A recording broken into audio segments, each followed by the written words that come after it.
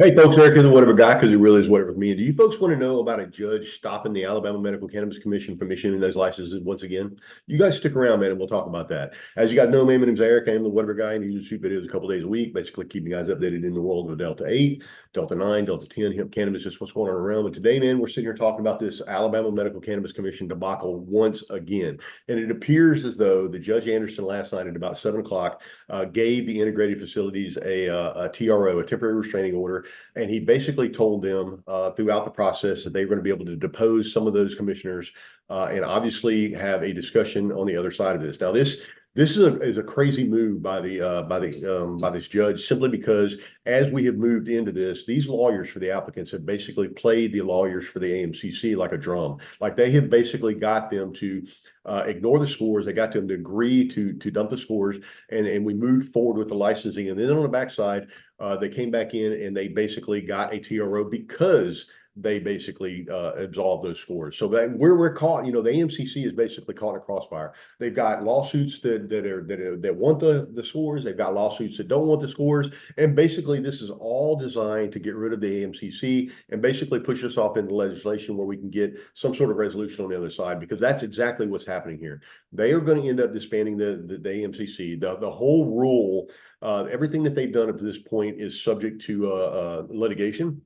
And as it stands right now, because of that hearing yesterday, there are several of the lower tier licenses that now feel like they can get back in the game, because all of these licenses were basically done under these current rules that they have now. And if these integrated licenses and medical dispensaries were able to get a TRO based on the arguments for now, those lower tier licenses that did not get licenses, they now have a hand in the game. They can now file lawsuits and come back and have a standing, and possibly end up in the very end just void all these licenses. And that looks like the direction that we're heading in. So I'm gonna flip over here to an article over here at, I believe this is over at Alabama Reporter, and this is by Josh Moon. And this is the first article to come out about this morning.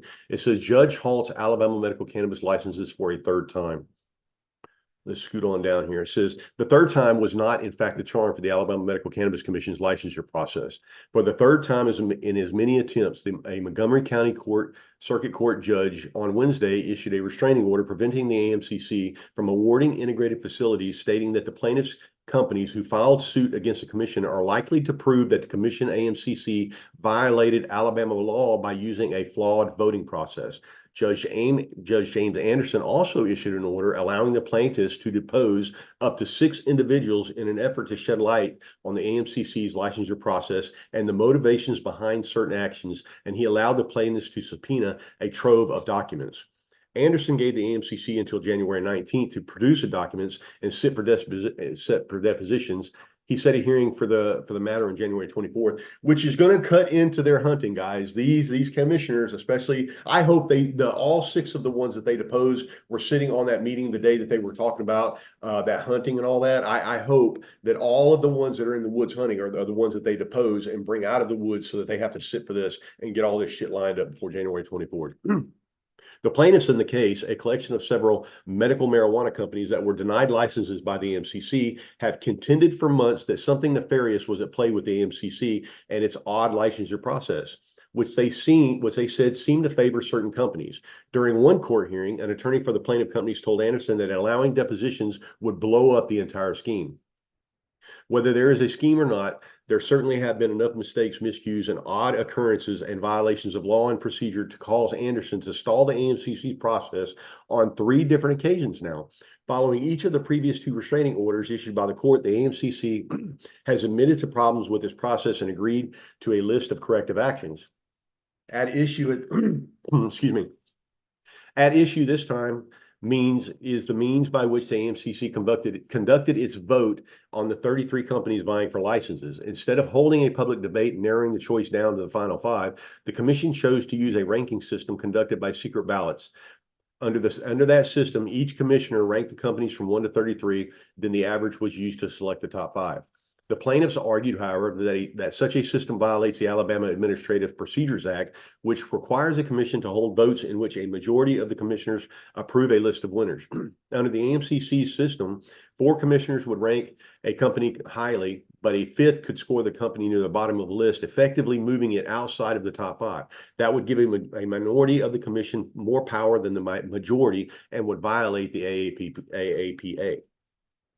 Additionally, the commission held no real public debate on the companies, leaving speculation that decisions were being made outside of public meetings. For example, when selecting a minority-owned company, a requirement under the law, the commissioners voted against approving the top-ranked minority-owned company and took a company ranked 2 spots lower. There was no discussion on this move, and it was the only vote in which the commissioners went against their ranking system.